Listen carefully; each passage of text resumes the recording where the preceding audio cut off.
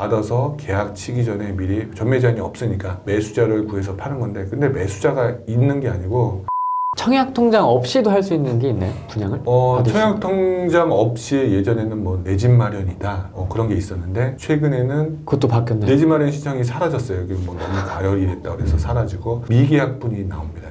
미계약분, 미분양이 나오는데, 특히 미계약분은 이렇게 얘기할 수 있죠. 아파트가 분양을 했는데 청약 경쟁률은 높았어요. 당첨 부적격으로 인해서 나온 물량을 미계약분이라고 보통 얘기하고요. 1순위, 2순위 끝나서 모든 일정이 끝났는데도 사람들이 선택을 해서 남은 거는 그냥 미분양으로 분리를 할 수 있는데, 그런 거에 대해서는 이제 앞으로 내년부터 아파트 투유에서 그것도 인터넷으로, 지금 또 현재 인터넷으로 하는 케이스도 있고, 아니면은 뭐 며칠 날 아침 10시부터 10시 반까지 모델하우스에서 모여서 추첨을 통해서 가져갈 수 있는데, 그런 케이스는 청약 통장 없이 당첨될 수 있는 케이스입니다. 그것도 그러면 그냥 당첨이랑 똑같은 결과네요? 그쵸. 그 분양권을 취득하는 방법이죠. 좋네요, 그것도. 예전에 그렇게 취득한 사람들이 되게 많았어요. 그리고 그런 경우는 사실 불과 몇 년 전, 한 2, 3년 전만 해도 서울에도 미분양이 많았고 수도권에서도 미분양이 되게 많았거든요. 네. 그때는, 지금 같은 경우는 좀 과열되다 보니까 미계약분, 미분양 수도권에 많지는 않죠. 일부 지역 빼고. 서울이나 뭐 서울 주변에 있는 지역 같은 경우는 최근에는 그냥 예비 당첨에서 완판되거나 미계약분 조금 남았을 때 뭐 사람들이 신청을 해서 다 가져해서 분양을 마무리 짓는데, 몇 년 전만 해도 서울에서도 미분양이 있었고 웬만한 지역에 미분양이 존재했기 때문에 미분양을 받을 때는 청약 통장 없이도 받을 수 있습니다. 그리고 미분양 난 분양권, 이제 뭐 미계약분도 있겠지만 미분양이 난 것도 있잖아요. 네네, 미분양. 그런 것도 혹시 뭐 투자해 보신 적 있으시겠죠? 저는 미분양 난 거는 한 번도 해본 적이 없어요. 근데 과거에 보면은 미분양 났던 걸로 수익 본 사람도 꽤 많아요. 근데 원칙적으로 이걸 봐야 돼요. 미분양이 났다 하면 사람들이 우선 선택을 안 했으니까 미분양이 난 거죠. 인기 있는 분양권 같은 경우는 뭐 예비해서 완판이 돼버리죠. 미분양 난 거는 미분양 난 이유가 있어요. 입지 대비 분양가가 비싸거나, 입지가 좋아도 분양가가 비싸거나, 현재 시장에 좀 경쟁력이 없었던 상품이라고 할 수 있죠. 그래서 미분양 접근할 때는 조금 더 신중해야 되고, 이왕이면 입주 물량을 좀 체크해야 될 것 같아요. 뭐 A 지역에 미분양이 났는데 딱 가니까 이제 입주 물량이 엄청 많고 공급도 많아. 근데 이거를 투자로 들어간다? 얘가 암만 새 거 잘났어도 주변에 다 새 거면 얘는 경쟁력이 없어요. 예를 들어 뭐 B 지역에 다 헌 아파트야. 요거 하나 새 아파트고, 그럼 얘네가 뭐 입주 때 되면 또 나름 경쟁력이 있으니까, 얘가 새 아파트라고 해도 주변이 다 새 아파트면 얘 경쟁력이 크게 있지 않다고 볼 수 있죠. 아까 제가 서두에 말했듯이 새 아파트가 좋다 하지만 주변이 다 새 아파트가 하면 얘 경쟁력이 그렇게 좋지는 않다. 모델하우스만 보는 게 아니라 현장을 좀 봐야 되겠네요. 봐야죠. 꼼꼼하게. 모델하우스 가기 전에도 뭐 부동산 투자한다 하시는 분 다 마찬가지지만, 실제로 손품도 팔아야 되고 발품도 팔아야 되고 굉장히 신경 쓸 게 많죠. 향후 어떻게 될 것까지 미리 예측을 했는데, 그게 맞을지 틀릴지는 모르겠지만 나름 예측을 해서 이거를 해야 될까 말아야 될까 그거부터 고민하고, 한다면은 향후 어떤 식으로 진행할까 이런 까지 계획을 세워서 접근을 했어요, 저는 여태까지. 분양권을 주로 하시지만 네네. 사실 분양권만 하시는 건 아니잖아요. 그쵸? 요새 좀 하고 있는 투자, 뭐 관심 있게 하고 있는 투자 있으세요? 요새는 뭐 제 개인적인 투자 얘기인데, 분양권 등기 치는 것들이 있고요. 그리고 등기 치는 것들 관리하고 있어요. 최근에도 뭐 전세가 안 나가서 지금 겨우 빼갖고 좀 고통스러웠는데 돈 준비하냐고. 그 뭐 제 개인적인 좀 갖고 있는 물건에서 좀 리모델링도 하고요. 좀 바꿔서 아파트를 리모델링 하는 거, 내 물건에 대해서 리모델링 하는 것도 있고, 또 내년에 등기 칠 게 있어갖고 그것도 준비하고 있고, 또 요즘 대출이 전혀 안 나오다 보니까 자금 관리에 조금 더 신경 쓰는 것 같아요. 신규 투자보다는 그쵸. 기존에 있던 거 관리하는. 있던 거 관리하고, 매도할 거 매도하고, 매수 계획 있던 거 매수하고. 과거보다 공격적으로 투자하진 않지만 지금 현재로서는 좀 관리를 많이 하고 있어요.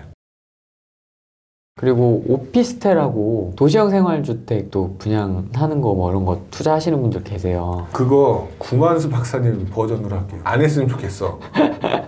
사실 그거 하시는 분도 있어요. 제 수강생도 있고 저도 예전에 관심이 있었는데 리스크가 커요. 왜냐면 그건 전매 제한이 없기 때문에 그거를 당첨이 돼서 뭐 바로 매도를 한다, 계약 치기 전에 하는데 너무 많은 리스크가 있어요. 예를 들어 그 거래를 일반적인 부동산이랑 하는 게 아니고 떴다방이랑 하는 케이스가 있다 보니까 컨트롤이 안 돼요, 제가. 그러다 보니까 뭐 고통받는 사람들을 꽤 많이 봐서 그 수익도 대체적으로 높지는 않거든요. 미미하고 리스크에 비해서. 리스크에 대비해서. 그리고 그 리스크로 고통받는 분들이 많아갖고 예. 저는 이왕이면 안 했으면 좋겠어요. 왜냐면 고통받는 사람들이 많더라고. 실질적으로. 그러니까 그 하는 게 오피스텔이나 뭐 도시형 생활주택을 분양을 받아서 계약 치기 전에 미리 전매 제한이 없으니까 계약 치기 전에 미리 매수자를 구해서 파는 건데, 근데 매수자가 있는 게 아니고 거기에 이제 어부란 떴다방 분들이 그거를 사갖고 자기가 보유를 한단 말이에요. 보유를 해갖고 나중에 또 사람들한테 넘기려고 하는데 안 넘겨지게 되면 떴다방이 명의를 안 가져와요. 뭐 중도금 대출을 신청하고 이게 되게 복잡해져. 하여튼 너무 많은 케이스를 제가 봐갖고 아, 이렇게 어떻게 보면 고통받을 수 있는 것 같아. 그래서 아싸리 그런 거는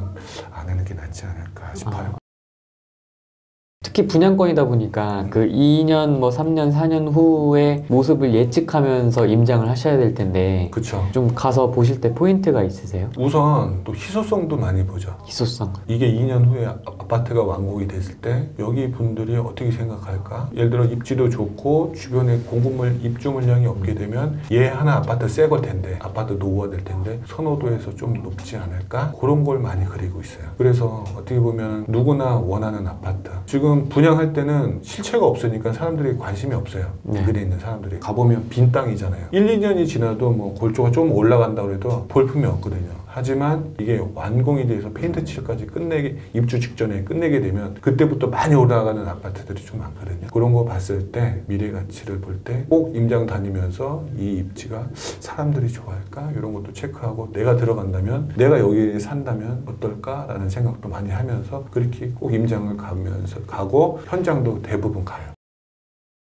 모델하우스 가서 뭘 봐야 됩니까? 뭐 유닛도 보고 뭐도 보긴 하는데 좀 포인트가. 모델하우스 가기 전에 사실 좀 손품을 팔아야 돼요. 그냥 모델하우스 가면은 네. 이쁜 집, 이쁜 아파트 모형, 그리고 뭐 거기서 카페테리아에서 뭐 음료수 마시고 오고 그럼 남는 게 하나도 없는데, 기본적으로 모델하우스 가기 전에 최소한 뉴스기사라도 하나 봐야죠. 뭐를 알 수 있냐면 뉴스기사에 예를 들어 아파트 네임을 딱 치면 무조건 뉴스기사가 뜨거든요. 뉴스기사를 한번 보면서 이 아파트에 대해서 대략적으로 한번 투고 가는 게 나아요. 가서 보는 것보다 아, 이 아파트는 거기에 뉴스 기사에 보면 호재만 잔뜩 적혀 있거든요. 네. 그거라도 한번 보고 가고 어떻게 몇 세대가 분양하는지, 분양가는 안 나와요. 이 신문 기사에 그거 체크하면서 손품을 한번 팔고 가고요. 신문 내지는 뭐 블로그도 많고요. 아니면 뭐 카페 같은 데도 여러 경로로 정보를 들을 수 있으니까. 그래서 모델하우스를 딱 가면은 분위기를 한번 봐요. 아파트 인기 있고로 뭐냐면 줄이거든요. 줄이 길면은 그 얘기면 사람들이 많이 온다. 사람들이 많이 온다는 관심이 많은 거잖아요. 그죠? 줄이 굉장히 길어. 아, 그럼 이 단지가 사람들이 인기가 높겠다. 근데 어떤 모델하우스 가니까 한 명도 없어. 줄이 짧아. 줄이 짧은 게 아니고 없는 케이스도 있어요. 실제로. 아, 진짜요? 없어요. 그럼 저조차도 들어가기 싫어. 줄이 없으니까 왠지 뭐 그런 생각도 들고. 우선 분위기를 한번 보는 거죠. 사람이 얼마나 모였나. 분명히 모델하우스가 오픈하기면 그 인근 주민들이 관심이 있어서 올 텐데 줄이 길게 되면 그만큼 인기가 있다. 그거가 되고. 그래서 줄 서서 들어가죠. 줄 서서 들어가면은 가장 기본적으로 팜플렛을 먼저 확보를 해요. 팜플렛을 확보하면 그 팜플렛 안에 분양가, 동 배치, 또 유닛, 평면도 구성 이렇게 다 있거든요. 그거를 보기 전에 팜플렛을 확보하고 바로 어디를 가냐? 번호표를 뽑으러 가요. 상담 번호표. 아. 왜냐면 많은 분들이 또 있으면은 상담하려면 또 기다려야 되니까. 다 보고 번호표 뽑으면 또 기다려야 되잖아요. 그러니까 뽑고서 확인해서 그 대신 아까 말씀드렸듯이 모델하우스 가기 전에 질문지를 본인이 작성하는 것도 방법인 것 같아요. 아, 내가 물어볼 거를. 네, 물어볼 거. 대출 부분이나 아니면 뭐 금액 부분이나 내 조건에 따라서 어떤 식으로 해야 되는지 미리 질문지 같은 거 하나 작성해서 확보하고 번호표를 뽑고 상담을 기다리죠. 근데 상담을 기다리는 게 아니고 상담 받을 동안 번호 확인해서 둘러봅니다. 동배치 있는 걸 보고 실질적으로 모형도에 있는 동배치를 보고 쭉 여기는 로얄동 로얄층이 여기에 있구나. 동 간격이 이 정도고, 동 간격이 너무 촘촘하면 이 뒤쪽 라인은 뭐 일조권이 안 나오겠고, 또 인근의 경사가 어떤지 대략적으로 한번 그 모형도로 인해서 나름 로얄동, 로얄층, 로얄 타입, 로얄 평면 같은 거를 한번 쭉 둘러보죠. 그리고 다 보고 나서 번호표가 내 번호가 아직 안 왔다 그러면 실질적으로 거기 모델하우스에서 구성된 유닛, 내부 똑같이 구성된 유닛 안에 들어가서 어떻게 지금 돼 있나, 그것도 평면 구성이 어떻게 돼 있고, 뭐 거실이 얼마나 하고 주방이 어떤가, 그것도 한번 다 구경하고, 그거 다 구경하고 딱 나왔을 때 번호가 번호표가 내가 상담 받으려면 상담 또 받으면서 미리 작성했었던 질문지로 뭐 물어볼 수 있고요. 물어보면서 뭐 초등학교가 어디냐 아니면 여기 입지 설명도 해달라고 하고 내가 처음이니까 어느 정도 체크해야 되냐 이렇게 상담사한테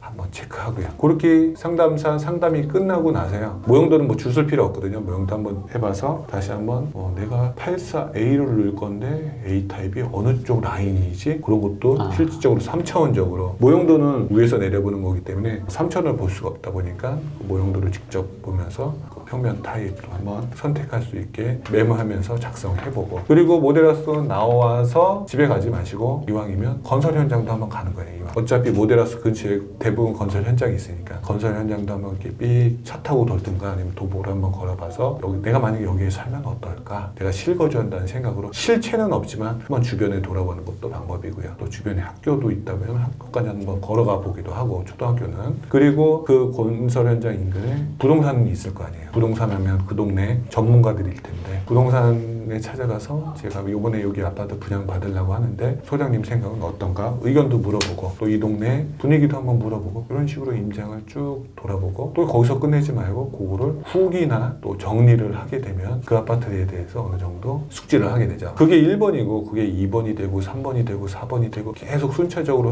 공부하게 되면 부동산에 큰 공부가 될 거예요.